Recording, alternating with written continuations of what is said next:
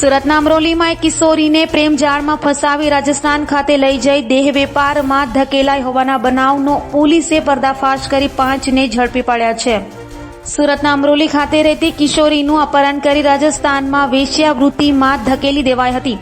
મોની રાખાતુન અને મોહિમા મુલ્લાએ હિન્દુ ઓળખ ધારણ કરી કિશોરીને ફસાવી હતી અને બ્યુટી પાર્લરમાં કામ અપાવવાની વાત કરી કિશોરીને રાજસ્થાન લઈ જઈ અર્ધનગ્ન અવસ્થામાં કિશોરીને ડાન્સ કરાવી વિડીયો બનાવ્યા બાદ મોહિમાના પતિએ તેની પર બળાત્કાર ગુજાર્યો હતો। ત્યારબાદ નાગોર જિલ્લાના દેગણાની હોટલમાં 15 હવસખોરોએ કિશોરી પર બળાત્કાર ગુજાર્યો હતો। હાલ તો અમરોલી પોલીસે 5ની ધરપકડ કરી વધુ તપાસ હાથ ધરી છે।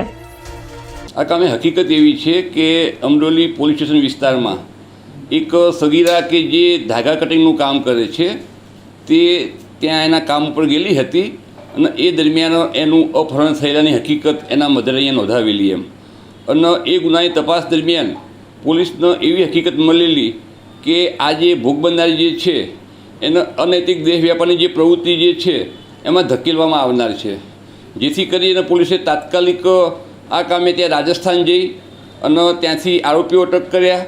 એમાં એક જ્યોતિ નામની એક મહિલા જે છે કે જેનું સાચું નામ જે છે એ મોનિરા ખાતુન છે ખરેખર એમ।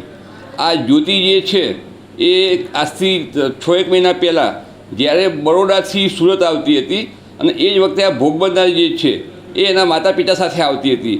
એ વખતે રેલવેમાં એમનો કોન્ટેક્ટ થયેલો એ બંનેનો અને એ વખતે એમને મોબાઈલ નંબરની આપ લે કરેલી એમ।